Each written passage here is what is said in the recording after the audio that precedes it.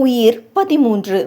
எழில் வெளியேறவும் அவனைத் தொடர்ந்து நாதன் அலருடன் செல்ல அவர்களை பார்த்து கொண்டிருந்தாலும் யாரையும் தடுக்கும் திறன் அற்று போயிருந்தனர் மீதமிருந்த 4வரும். 4 பேரின் மனமும் 4 துருவங்களாக வெவ்வேறு எண்ணங்களால் ஆட்கொள்ளப்பட்டு இருந்தது.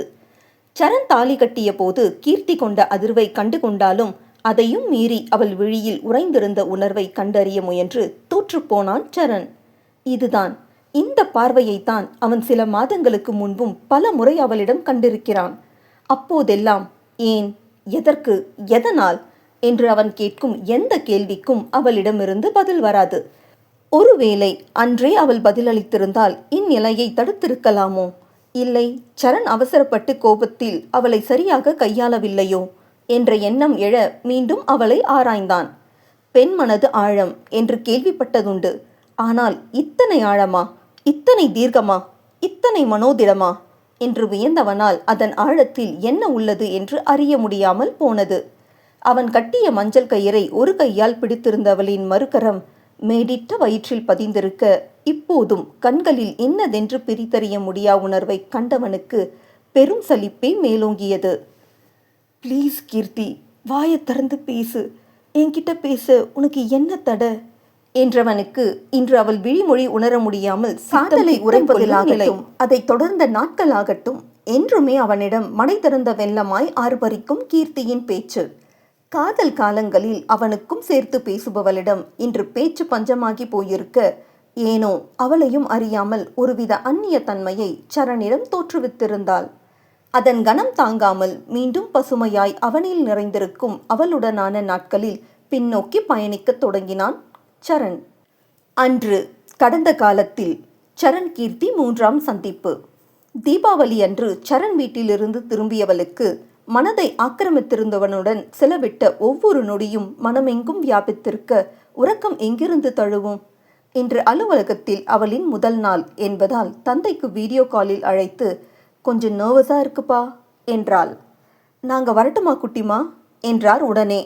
அவரை முறைத்தவள், நான் என்ன ஸ்கூல் பிள்ளையா?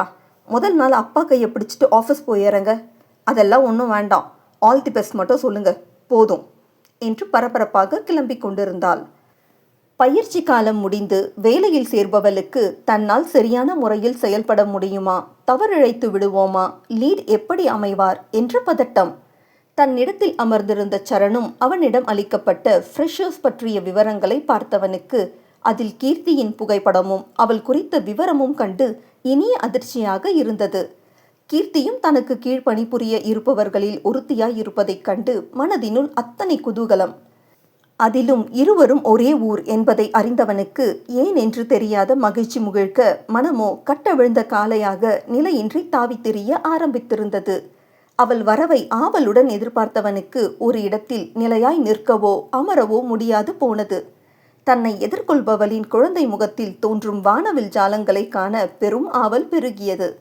இனி கீர்த்தி தன்னுடனே, தன் அருகே என்ற எண்ணமே பரவசத்தை கொடுக்க கரத்தில் இருந்த கோப்பும் கை நழுவ முகத்தில் அழையா விருந்தாளியாய் நிறைந்திருந்தது இளநகை. நிச்சயமாக இத்தகைய உணர்வுகளின் படையெடுப்பு சரணுக்கு முற்றிலும் புதிதான அனுபவம். என்னதான் படித்து முடித்து முறையான பயிற்சி பெற்றிருந்தாலும் இத்துறையில் வழிகாட்டியாய் அமைய போகும் லீட் சரியாக அமைந்தால் மட்டுமே தங்களின் பணி சிறக்கும், எவ்வித மனசஞ்சலமும் அழுத்தமும் இல்லாமல் இருக்க முடியும் என்பதால் டீம் லீட் பற்றிய கவலையில் உழன்றபடி அலுவலகத்தினுள் நுழைந்தாள் கீர்த்தி. அவளிடம் அவளுடைய டீம் லீட் சரண் என்று அறிவிக்கப்பட இருமுறை அவனை சந்தித்திருந்தாலும் அவன் பெயர் தெரியாததால் மனதினுள் அனைத்து கடவுள்களுக்கும் வேண்டுதல் வைத்தவாறே சைந்தவியின் கையை பிடித்து கொண்டு 3ஆம் தளம் சென்றாள். என்ன கீக்கி, கை இவ்வளோ சில்லுன்னு இருக்கு என்றாள் சைந்தவி. நர்வஸா இருக்கு சவி. அதுக்குன்னு உள்ளங்கையில் இப்படியா தண்ணி ஊத்தோம் என்று ஆச்சரியமாக கேட்டாள். ஆமாடி, எனக்கு இப்படி தான். அதை விடு, ஃபர்ஸ்ட் டே எப்படி இருக்கும்? ஏதாவது எரர் வந்தால் திட்டுவாங்களா, இல்லை பொறுமையாக கரெக்ட் பண்ணுவாங்களா சொல்லு என்றாள் கீர்த்தி. அது நமக்கு வாய்க்கிற டீம் லீடையும் அவங்க மூடையும் பொறுத்தது. ஆனால் நீ ஏன் நெகட்டிவாக யோசிக்கிற? எல்லாருமே அப்படி இருக்க மாட்டாங்க, பொறுமையாக கைட் பண்ணுறவங்களும் இருப்பாங்க. பி பாசிட்டிவ் என்று இருவரும் சரண் முன்னால் நின்றனர். கண்ணை கசக்கிக் கொண்டு மீண்டும் தன் முன் இருப்பவனை பார்த்த கீர்த்திக்கு மனதினுள் சந்தோஷ ஊற்று பெருக்கெடுத்தது. என்னடி, உன் ஹீரோ தான் நம்ம டீம் லீடா என்று சைந்தவி கீர்த்தியின் காதை கடிக்க அவளிடமிருந்து பதில் இல்லை. மாறாக இத்தனை நேரம் கொண்டிருந்த பயமும் படபடப்பும் நீங்கி மனதினுள் பெரும் நிம்மதி. மறுபுறம் கீர்த்தியின் உணர்வுகளை படித்தவனுக்கு அத்தனை நிறைவாக இருந்தது. அதன் அடையாளமாய் அவனின் அதரங்கள் மேலும் விரிய, welcome to my team guys என்று புதியவர்களை வரவேற்று விரைவாக பேச்சை நிறைவு செய்தான். சரணின் பேச்சு ஒன்று கூட கீர்த்தியின் மனதில் பதியவில்லை.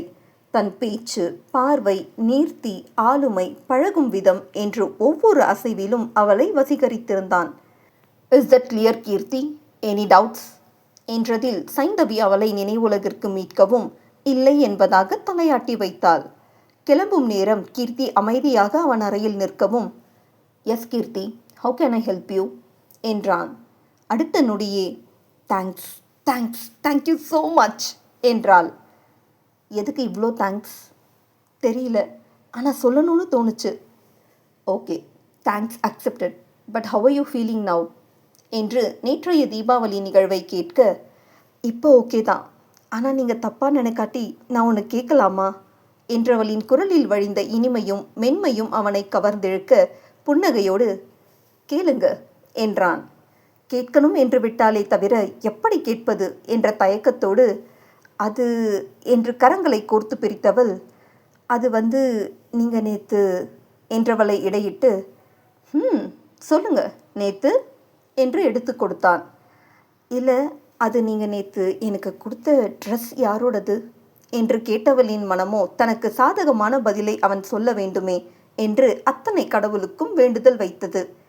எதற்கு இந்த கேள்வி என்று புரியாவிட்டாலும், என் அக்கா பொண்ணுக்கு தீபாவளிக்காக வாங்கி வச்சது என்றதும் பெரும் நிம்மதியோடு நன்றி சொல்லி கிளம்பினாள். ஆனால் பேச வந்த எதையும் பேசாத தன் மடத்தனத்தை திட்டிக் கொண்டே வீடு சென்று சேர்ந்தாள். அன்று இரவும் அவனை சந்தித்த இடத்தில் சென்று அமர சரணும் அவளை எதிர்பார்த்திருந்தானோ என்னவோ சரியாக அங்கு வந்து சேர்ந்தான். ஒருவரை ஒருவர் அமைதியாக பார்த்தவாறே மௌனமாக அக்கணங்களை கடத்தினர். சரணே தன்னை அறிமுகப்படுத்தி தானும் அதே ஊர் என்று கீர்த்தியிடம் பகிர அவளும் தன்னை பற்றிய விவரங்களை சொன்னாள். இருவருமே உறவினர்கள் என்பதை அறிந்த கீர்த்திக்கு பெரும் மகிழ்ச்சி. அதே மகிழ்வுடன் அடுத்தடுத்து நாட்களை வரவேற்க ஆவலுடன் காத்திருந்தாள். இதுவரை சரண் மீதான உணர்வுகளுக்கு பெயர் சூட்ட முடியாமல் இருந்தவளுக்கு இரவு முழுக்க எழில் அன்று காதல் குறித்து கேட்ட கேள்விகளே மனதை நிறைத்திருந்தது. அனைத்திற்குமான விடையாக சரணை உணர்ந்தவளுக்கு அத்தனை நிறைவு. மறுபுறம் சரணின் உறக்கமும் பறிபோனது. ஆனால் இனிய கனவுகளால் அல்ல, கீர்த்தி நாதனின் தம்பி மகள் என்பதை அறிந்து. ஆம், இருவருமே உறவினர்களாக இருந்தாலும் இருவருக்கும் இடையிலும் இதுவரை பெரிதாக எவ்வித சந்திப்பும் நிகழ்ந்ததில்லை. அதற்கு காரணமும் நாதன்தான். அவரின் நேர்மையான குணத்திற்கும் கொள்கைக்கும் எதிராக மாறுபட்டு நிற்கும் பிரகாசத்தின் மீது கொண்ட அதிருப்தியின் காரணமாக அவரை நாதன் விலக்கி நிறுத்தியிருந்தார். இருவருக்குள்ளும் பேச்சுவார்த்தையும் போக்குவரத்தும் நின்று போய் 20 வருடங்களுக்கு மேலாகி இருந்தது. பெரும்பாலும் நாதனின் வீட்டு விசேஷங்களில் மட்டுமே பங்கு கொள்ளும் சரணுக்கு அங்கு கீர்த்தியை சந்திக்கும் வாய்ப்பு பெரிதாக அமைந்ததில்லை. அதே போல நாதன் தவிர்த்து மற்ற உறவினர்களிடம் சரணுக்கு பெரிதாக பரிச்சயம் கிடையாது. நாதனின் உடன் பிறந்தோர் எனும் வகையில் அவர்களை தெரிந்து வைத்திருந்தானே தவிர அவர்கள் குடும்பத்துடன் பெரிதாக நெருங்கியது கிடையாது. ஆனால் சிறு வயதில் எழில் சில காலம் நாதனின் பராமரிப்பில் இருந்தபோது அவனையும் சுடற்கொடியையும் எழிலின் நண்பன் என்ற முறையில் வெற்றியையும் அறிவான். அவர்கள் வீட்டின் மூத்த மருமகனான அயவந்திநாதன் மீது அனைவருக்குமே பெரும் மரியாதை. எப்போதும் நாதன் வார்த்தைகளை அவன் தந்தை சிதம்பரம் சரிங்க மாப்ள என்று மறுவார்த்தை பேசாது ஏற்றுக்கொண்டதில் மற்றவர்களுக்கும் அதை பின்பற்றியே பழக்கம். சரணுக்கு நாதன் அக்கா கணவனாக இருந்தாலும் அத்தனை இலகுவாக அவரை நெருங்கிவிட முடியாது. தன் நிலை இவ்வாறு இருக்கையில் கீர்த்தி மீது தனக்கு தோன்றும் உணர்வு சரிதானா? ஒருவேளை இது காதலாக இருப்பின் இதை சரணின் தந்தையை விட நாதன் எவ்வாறு வரவேற்பார் என்ற கேள்வியே சரணை அரித்து கொண்டிருந்தது. பின்னே காதல் என்ற வார்த்தை நாதனுக்கு பாகற்காய் என்பதும் ஒருபோதும் அதை வரவேற்க மாட்டார் என்பதையும் அவன் நன்கு அறிவான். ஆனால் மொட்டு மலரும் நேரத்தை எவ்வாறு கணிக்க முடியாதோ அவ்வாறே சரணுக்கும் கீர்த்திக்கும் மற்றவர் மீதான ஈர்ப்பும் அன்பும் காதலாய் தடம் மாறிய நொடியும் அவர்களே அறியாதது. அதை அறிந்த பின்பும் ஏற்க முடியாமல் தவித்து போனது சரண்தான். கீர்த்திக்கு ஒரே மகளான தன் ஆசையை தந்தை நிச்சயம் ஏற்றுக்கொள்வார் என்ற உறுதி. அதனால் அலுவலகத்தில் தயக்கமின்றி தன் பார்வைகளை தொடர சரண் சில நேரங்களில் அவளை தவிர்த்தாலும் பல நேரம் மனம் கட்டில் நிற்காமல் அவள் பின்னே செல்வதை அவனும் கையை பிசைந்து கொண்டு பார்த்திருப்பான்.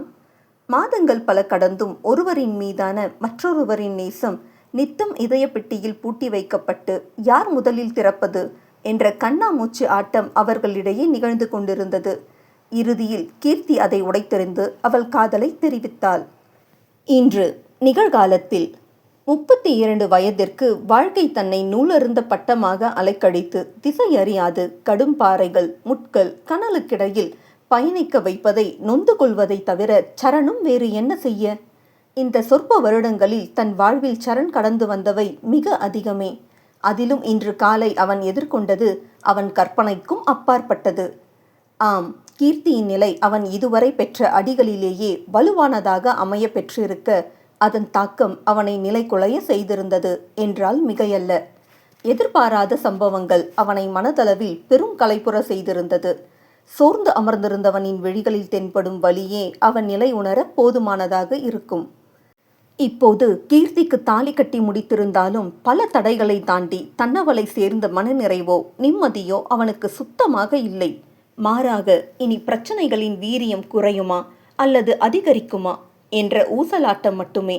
ஏதோ பொம்மலாட்டத்தில் ஆடும் பொம்மையின் கை கால்களில் கயிறு கட்டப்பட்டு அதன் நுனி வேறொருவரிடமிருந்து அதன் எண்ணப்படித்தான் ஆட்டுவிக்கப்பட முயற்சிக்கப்படுகிறோமோ என்ற கேள்வி அவனுள் எழுந்து பல மாதங்கள் ஆயிற்று. ஆனால் இன்று வரை அதன் விடையைத்தான் அவனால் காண இயலவில்லை. அனைத்து காதலும் கைகூடும் யோகம் பெறாது. அதுபோலத்தான் தனக்கும் விதித்திருக்கிறது என்ற நிதர்சனத்தை ஏற்றுக்கொண்டு கீர்த்தியை சரண் தலைமொழிகி வருடங்கள் பல ஆகிவிட்டதே. இவ்வளவு ஏன், சில மாதங்களுக்கு முன் அவள் தேடி வந்தபோது கூட அதை மறுத்துவிட்டவனே இப்போது தாலி கட்டி உறவை பலப்படுத்தி விட்டான். இரு கரங்களையும் தலைக்கு பின் கோர்த்து கண்களை மூடியவனுக்குள் பல கேள்விகள் முளைக்க அதனிடையே அவன் தாயின் கண்ணீர் முகம் அகக்கண்ணில் மின்னியது. எவ்வாறு இவரை மறந்தோம் என்று விதிர்விதிர்த்து போய் கண்களை திறந்தவன் அங்கு சுவரில் சாய்ந்து கண்ணீரோடு தளர்ந்து அமர்ந்திருந்தவரை கண்டு வேதனை கொண்டான். அம்மா என்றதுமே அவர் கண்களில் இருந்து வழிந்த கண்ணீர் அவன் நெற்றியை நனைக்க, என்னை மன்னிச்சிடுங்கம்மா என்றான். பல மாதங்களுக்கு பின் மகனை ஸ்பரிசித்த மகிழ்வோடு மன்னிப்பு வேண்டாம் என்பதாக தலையசைத்தார். மா, நீங்கள் அன்னைக்கு சொன்ன மாதிரி நான் தாலி கட்டிட்டேன், இப்போ என்னை ஏற்றுப்பீங்களா என்று கேட்க கண்ணீரோடே அந்த பொண்ணுக்கு என்னாச்சுப்பா என்று ஈனஸ்வரத்தில் கேட்டார். அதை கேட்ட சரண் திகைத்து போனான். மா என்று அதிர்ச்சியுடன் பார்க்க, தாய் அறியாத சூலா என்பதாக அமைந்திருந்தது அவர் பார்வை. பின்னே தன் மகன் யாருக்கும் தெரியாமல் ஒரு பெண்ணை தன்னுடன் வைத்திருந்தது, அதை கேட்ட பெரியவர்களை மதிக்காமல் எடுத்தெறிந்து பேசியது, இறுதியாக தன் கட்டளையை ஏற்காமல் தன் உறுதியில் நின்றது என்று பல தவறுகளை செய்தவன்தான். ஆனால் ஒரு பெண்ணை, அதுவும் காதலித்தவளை இந்நிலையில் நிறுத்தும் அளவுக்கு தரங்கெட்டவன் அல்ல என்று நம்பியவரின் விழிகளில் தன் வளர்ப்பு என்றும் பொய்க்காது என்ற திடம். அம்மா, கீர்த்தி தான் உங்கள் மருமக, அது என்னோட குழந்தை, இதில் உங்களுக்கு ஏதாவது ஆட்சேபனை இருக்கா என்று எதிர்பார்ப்புடன் தாயை பார்த்தான். இல்லப்பா என்று மகன் உச்சியில் முத்தமிட்டவர், அது நம்ம வீட்டு வாரிசு என்றார் நிறைந்த மனதுடன். இங்கே தன் வீட்டிற்கு சென்று கொண்டிருந்த எழிலுக்கு பாதி வழியில்தான் கலைவாணியின் நினைவு எழுந்தது. மிகவும் அசாதாரணமான சூழல் நிலவுகையில் அங்கிருப்பது அவரின் உடல் மற்றும் மனநிலைக்கு நிச்சயம் உகந்ததல்ல என்பதால் அவசரமாக வண்டியை திருப்பிக் கொண்டு வந்திருந்தான். மேடிட்ட வயிற்றில் கரம் வைத்து கீர்த்தி அமர்ந்திருந்த கோலம் அவன் நெஞ்சை பிசைய அகனுக்கு அலர்விழியின் பிரசவ காலம் மனதில் ஊர்வலம் போனது. இத்தனை மாதங்கள் கீர்த்தி எவ்வாறு நாட்களை கடத்தியிருப்பாள் என்ற கேள்வியில் அவன் நெஞ்சம் வெதும்பியது. உடனே அவளிடம் சென்றவன், ஏன் கீர்த்தி, எதையும் என்கிட்ட சொல்லலை? நான் உனக்கு அவ்வளோ அந்நியமாக போயிட்டேனா? உங்கள் வாழ்க்கையில் இத்தனை நடந்திருக்கு, அவன் தான் ஏதேதோ காரணம் சொல்கிறான். ஆனால் இத்தனை நாளில் உனக்குமா ஒரு முறை கூட என் ஞாபகம் வரல? அன்னைக்கு அவ்வளோ சந்தோஷமாக என்கிட்ட உன்னோட காதலை சொன்னேன். ஆனால் ஒரு பிரச்சனை வரும்போது ஏன் என்கிட்ட சொல்லணும்னு தோணலை? சரண் பேசின அப்புறம் உன்னை பார்க்க 2 முறை முயற்சி பண்ணேன்.